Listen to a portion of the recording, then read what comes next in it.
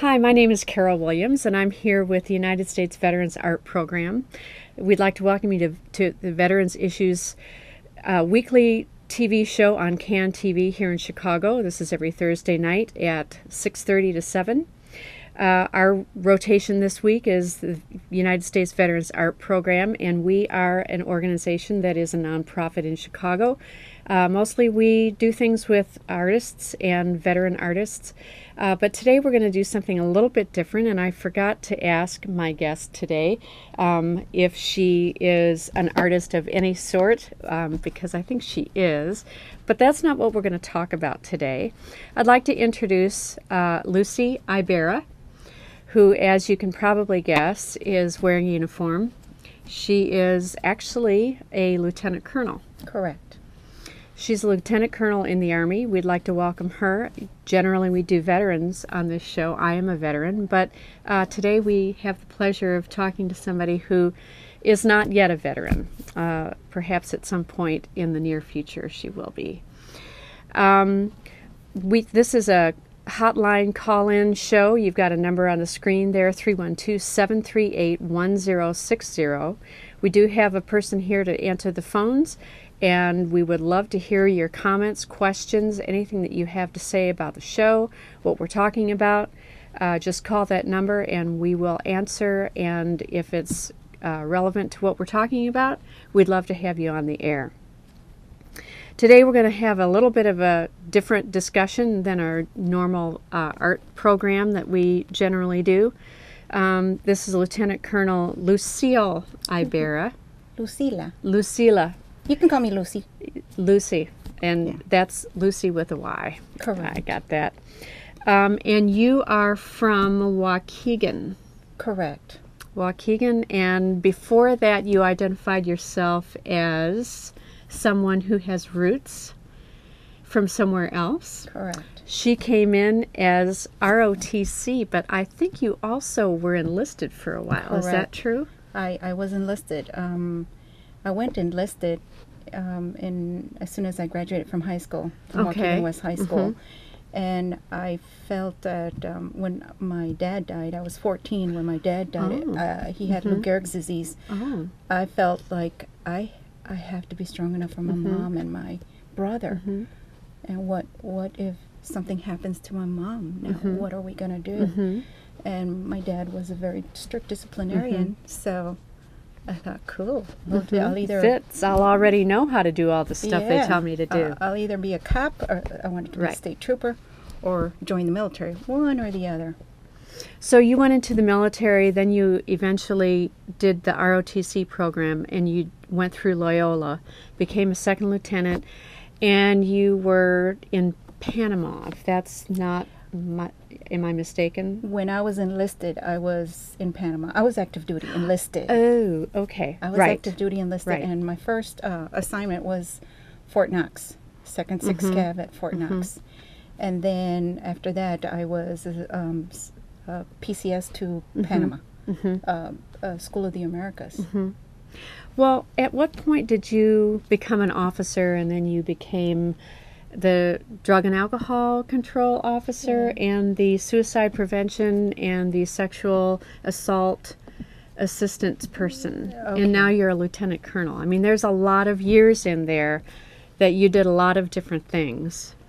You've been in since 1980. Correct. As enlisted. Right, okay. So the whole thing starts from 1980. Right. So you can do the math if you're watching and figure out how long Lieutenant Colonel Ibarra has been in the military, in the Army. Over 30 years. Over 30 years. Correct. And then what happened was when I saw that with my scores for my job, I was supply. For most of the other jobs, there was like 200, 300 cutoff scores. For supply, it was like almost 1,000. I said, I'm never going to go anywhere with this. So I thought, I need to go to school. I need to go to school and hopefully make some changes and do that. We're really pleased to have someone who's got all this rank on our show. But that's not the reason why you're here. We're going to talk today about military sexual trauma, and we're going to talk about sexual harassment, which is part of military sexual trauma. We're going to talk about the events, the statistics of what MST is. We're going to talk about some of the programs that are being put together to try to deal with this. We're going to talk about a personal experience with this. And one of the reasons why we feel so lucky to have you here is because the stereotype of the victim of sexual harassment, sexual trauma, sexual assault is generally not a lieutenant colonel. It's not a lieutenant colonel. If you ever thought that you could have your brain opened a little bit and know what kind of situations can occur, that's what we're going to talk about today. And we're going to talk about it with someone who I think you would agree with me. You'd have an awful hard time arguing with your, not just credibility, but your achievement, your truth of recounting this, your ability to put this into words. And this is something that you have decided to do. Originally, I was set on taking it to my grave. Taking it to your grave in terms of what happened to you from the day I started the military. And that was in 1980. Mm-hmm. Okay. Without me asking what happened, let me ask you if you want to share with the viewers basically what happened. Sure, because back in 1980, I'm Mexican. I was born in California, and so my culture, I'm Catholic, my culture is that we're not supposed to be with anybody else that we're not married to. Whoever touches us as a female, young female, then that person becomes our spouse forever. Right. So I believe that, and then but when I started the military, I was already, my family had already, my dad was very strict, and so we were very, I thought I went from 14 to 40, because I really didn't go through the kid stage. And so once I got in, all the teasing. Mostly verbal? Attitudinal? Posturing? Actions. And what were some of those actions? Kissing, just out of the blue, kissing, and many other things. And also, one of the conversations would take place that, well, are you married? Do you have a boyfriend? What's wrong with you? Are you the other way? And I would say I'm busy, I'm focusing on going to school. So you were basically being hit on continuously. Oh, absolutely. In any number of levels. And it was always those senior to me.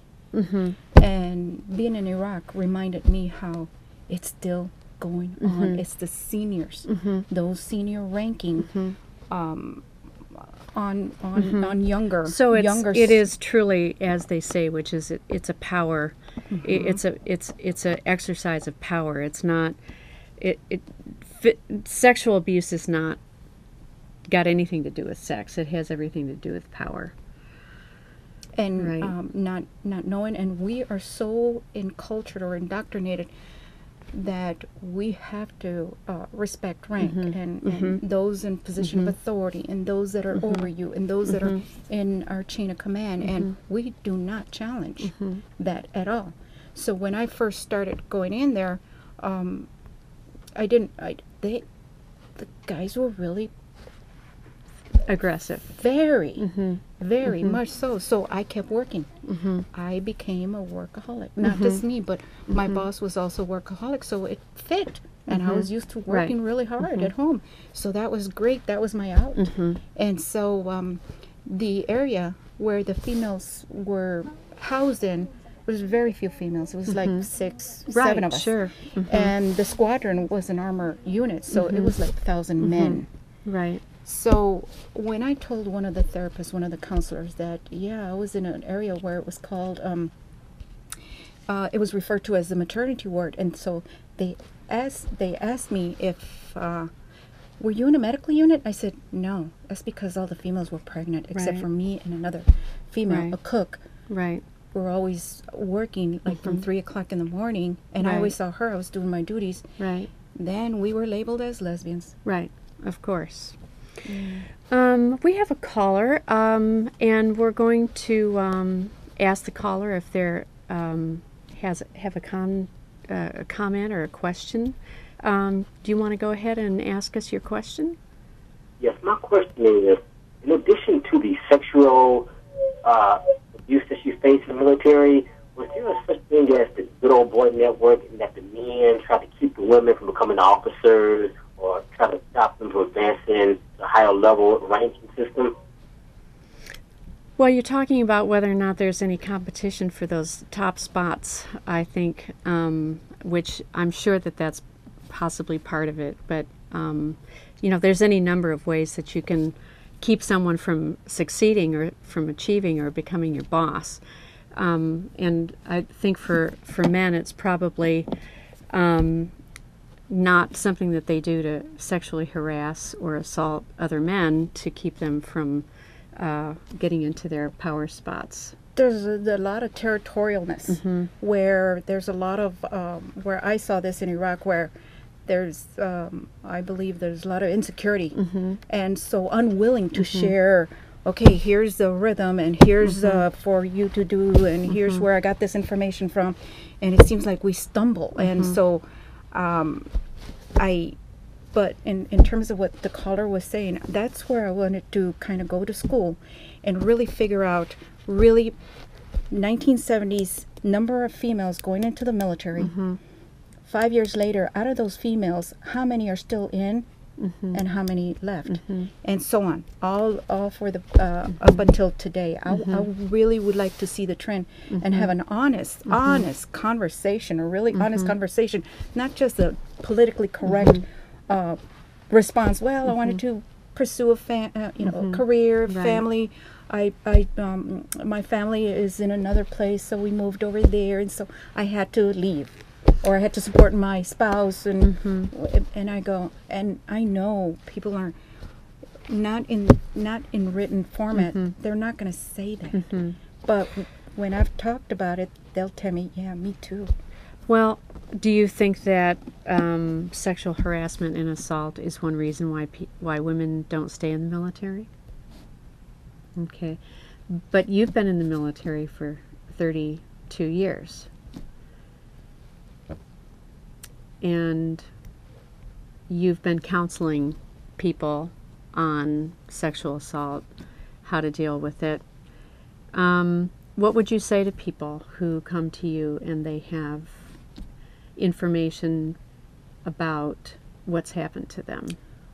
I'm at a perfect position because I hold my peers accountable. I tell my peers, we have to listen to our soldiers, our personnel, all our personnel. Take what they say seriously. And if some of us here don't want to, they're going to talk to someone else, like the press, the media, their family, and it will get out. We need to address this issue, and we have to look in the mirror and own up to that. I was part of the problem. I did this. Now I know better. I know that this is not acceptable. And that's why I'm pursuing this, so that at the higher level, we don't just call rape, we don't just call assault.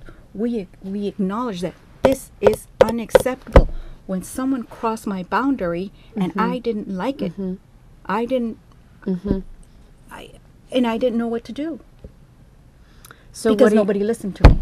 Nobody takes it seriously, because it's what I think is a lot of it is like lip service. Sure, we got to do the training. Sure, we got to go through all the slide deck, and but now it's at a point where we have like a 4-hour training, and some of the commands are so strapped for well, in this time we got to do the inventory, we got to do this, we got to do drug tests, we got to do that, we got to do evaluations.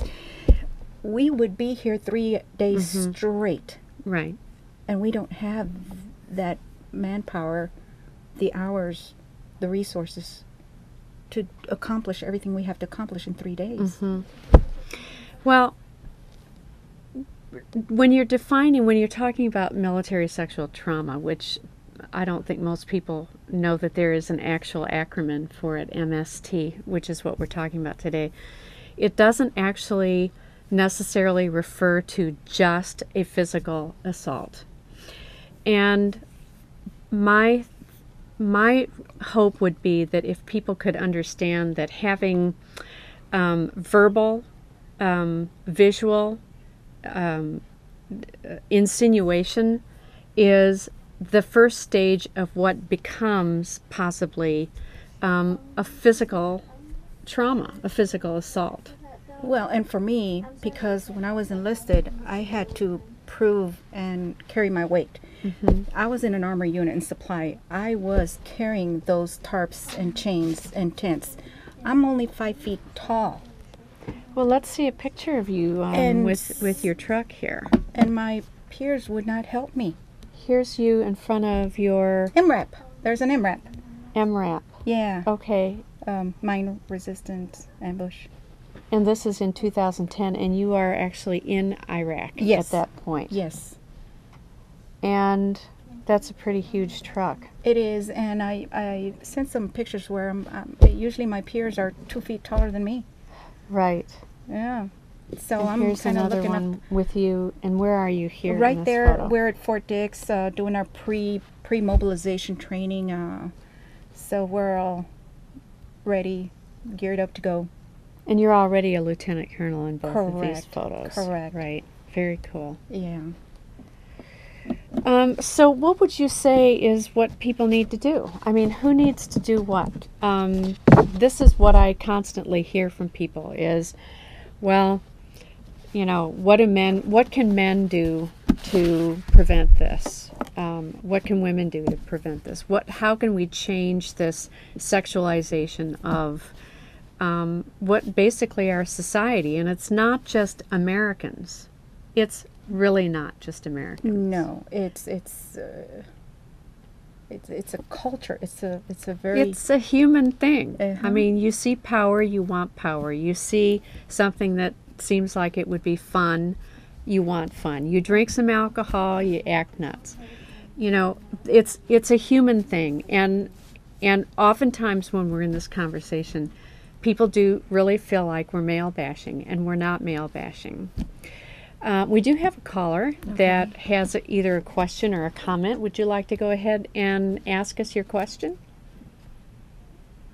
Hi, good evening, Hi. Colonel. My name is Command Sergeant Major Douglas, and presently I'm working with the Jesse Brown Medical Facility as a volunteer.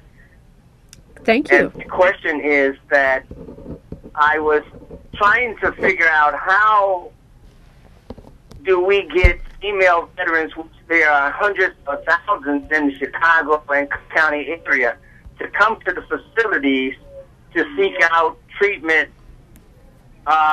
for the problems that they have. You know, presently, in the capacity that I am working with the director there, we're trying to start different women's focus groups. And it's so few women, and I have a serious issue as a retired sergeant major, that it's so many men, top-heavy, that come to seek treatment, and the female soldiers, which is open to, don't come out there, so they keep those burdens and things, I might not be saying it right, it's bottled up, you know, the abuses and all the problems that they have, and they don't go to seek these, to talk about these issues or to seek treatment. You know, so I guess my real question is, how can we get the word out for female soldiers to come and seek and release in confidentiality things that they experience, just like men have post-traumatic stress. Right. You know, women have issues that they've dealt with. I was a drill sergeant and I was a recruiter. I did a lot of things where, exactly like you talked about, right, where female soldiers were abused, if not physically, mentally. Right. Well, we really appreciate you calling and asking about that, because just you calling to say that makes it easier for anyone who's watching the show to realize that, maybe they should go. What do you have to say about that? Well, it took me 30 years. It took Lucy 30 years. It took me 30 years, and I was plumb determined to take it to my grave, because I blame myself, because that's what society does. And I thought, oh, I must have done something wrong, and it was my fault, and I shouldn't have, and I should have known better. But I trusted. Right. And that's what I also, working as a sexual assault response coordinator in Iraq, kind of got me to see that trust is gone. We don't even trust our leaders because we see incongruent behavior. And when we have an E4, E3, or a young lieutenant, and they're not respected, or their boundaries are not respected, and I don't mention gender, because it happens on both. And when that is gone, it's very difficult. And that's why I'm speaking out, because I believe that I think I can be part of that positive change. And instead of fighting, we're learning and empowering us all. And so with my case, going through the investigation process, they're learning from me as to how to better approach or ask questions because of the attempt that happened in Bolivia. Would you care to talk about any of that? I know we have another caller, but possibly. Okay. Well, I think that it's difficult when you talk about yourself as a victim. I mean, I've told people my experience with sexual harassment. I think I told you on the phone that I had one of the earliest cases of sexual harassment when I was in the Army in 1978. But the thing that first thing they do is, well, which body part did it involve? And that's always what you feel when you talk about any kind of sexual assault. It's which body part of yours and which body part of the other person. So, you're always giving people this permission to use their imagination and sort of undress you mentally and visually when they hear about this. So we have another caller. If you could go ahead and ask your question. I'd like to make a comment. Yes. I'm a Persian Gulf veteran. My service has been, I have had service in the country.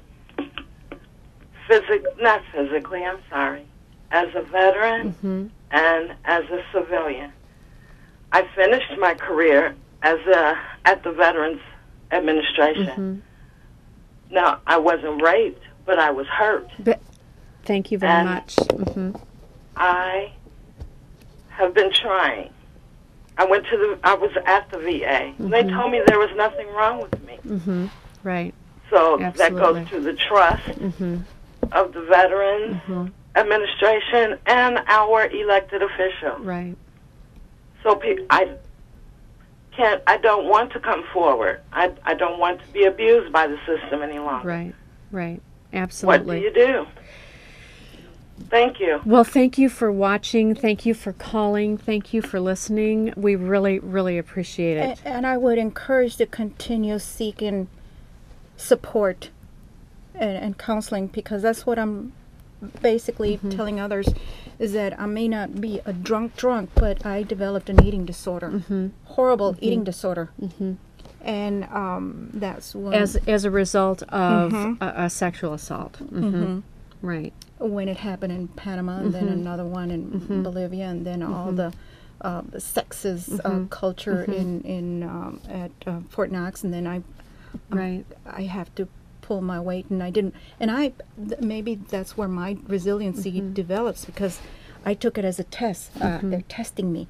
They're wanting me to fail, so I'm going to show them. Right. I'm going to show them. You should be able to contribute in a much more, convenient way that works for you, other than having to be pressured and having to be tested and tried.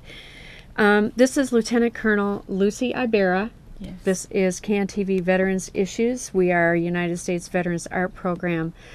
We've been very lucky to have this conversation today. I don't think that anybody has any answers. I think that the people who called, who shared their thoughts and their experience, I hope that that goes out to all the other watchers and listeners. We are going to be back next month, and it's always the Thursday night at CANTV with Veterans Issues. And thank you so very much, Lucy. Thank you for having me, and I do encourage to seek help. It trusts, yes, and that's why I'm telling providers, be very patient with us. Ask those really hard questions, and so we can all do better. So absolutely, I'll be that lightning rod. I'm okay. We should have a good life. Thank you very much. Thank this you. is CANTV Veterans Issues. Thank you.